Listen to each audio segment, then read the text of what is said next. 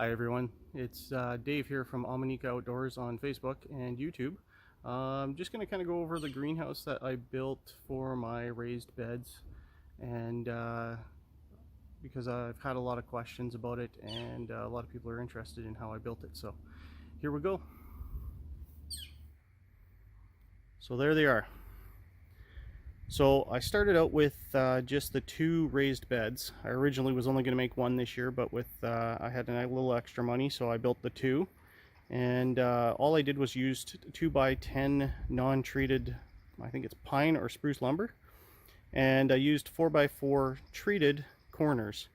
That just happened to be what I had lying around the house, kind of like this stuff right here. So it is pressure treated, but doesn't matter because the other wood isn't.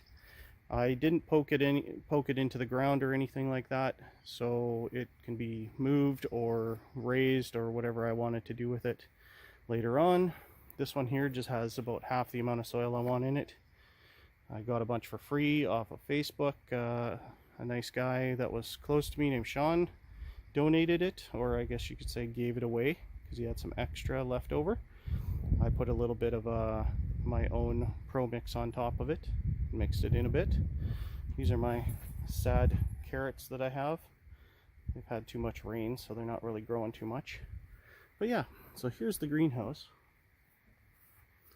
I started out with just a 2x4 frame all the way around, and then I used the I think it's 1x2 finger jointed cheap strapping lumber. Then I used some nice big two robust hinges, just so that it can it should be able to support this small frame. It's only 4 feet by 8 feet long. So on top here I just used the typical 6mm poly vapor barrier. I put a nice handle on here that I had lying around, and then on the inside I used 1/2 inch PVC for, I think it's underground sprinkler systems, and I used those gray straps from electrical PVC conduit to strap it down, and then I drilled a hole through and then put a screw through to hold it so that it wouldn't have any swaying back and forth.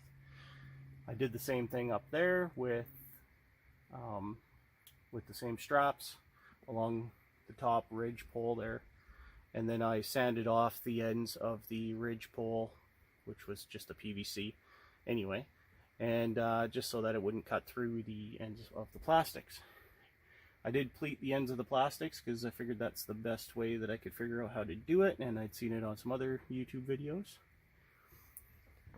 Now in the corners I put bracing just so that it would add some rigidity, so that it wouldn't flop back and forth or slowly sag if I had it open or whatnot. So right now I've just got some cucumbers, peas, some watermelons that probably won't grow because, you know, too late in the season. I got some, what is that, pickling cucumbers. I have bok choy, toy choy. I have some rogue tomato plants. I have some spinach growing in there, pretty sad looking. It hasn't really grown too much. That one there, and maybe that one there has been doing a lot better. Got some basil. I have some Swiss chard growing, and then I have a second, or actually this is my third round of radishes this year. And the last ones that I've been having, well, actually all of the ones that have been coming out of this batch of seeds they've been almost the size of, like, I'd say between a golf ball and a tennis ball. And then I just got some rogue garlic growing up there. But yeah, so that's pretty much it. It's a pretty simple process. I didn't fasten the ends of these things down, just had the screw going through it. And I think I cut off maybe 18 inches, maybe 16 inches off the ends of these pieces of pipe that go over top. I found that having it the longer length wouldn't be sufficient enough for the plastic like the width of the plastic, because I think the plastic was only, I think it was a 10-foot plastic. So if you arch it over the 8-foot pipes or the 10-foot pipes, it wasn't wide enough for fastening it down. And I did staple it down first underneath these tack strips, and then I screwed the tack strips on. So, but I haven't put anything on there yet for holding it open. I just use that board over there, and then that seems to be working fairly good for now. And then sometimes I use the little 4x4 block underneath just to give a little bit of airspace in there. But I think later on I'm going to try and make some type of system where I have like those shocks that you use for the back hatch of your car or the hood of your car.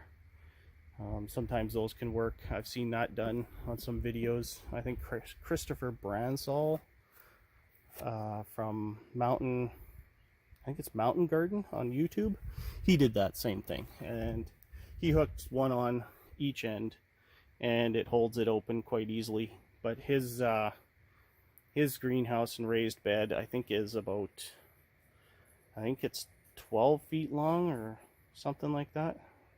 So it's quite a bit longer than this, but not as wide. And he said it was quite a bit heavier, so like the lid was quite a bit heavier, so that's why he put the shocks on there for added help while he was opening it.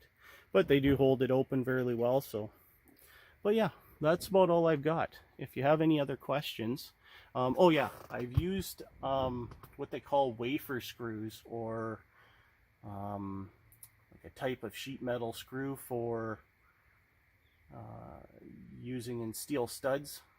That's what I used to screw those in, so that they wouldn't go through the PVC pipe and go through the other side of it and then puncture through the plastic. So,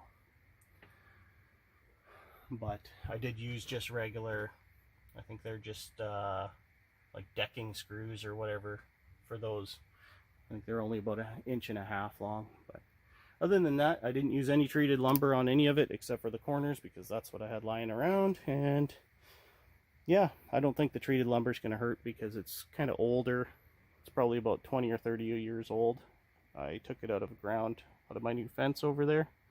So I'm sure anything that's in it's probably leached out quite a bit.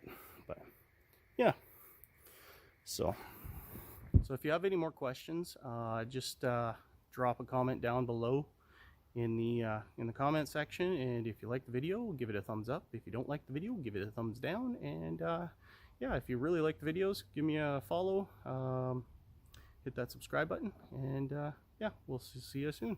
Thanks.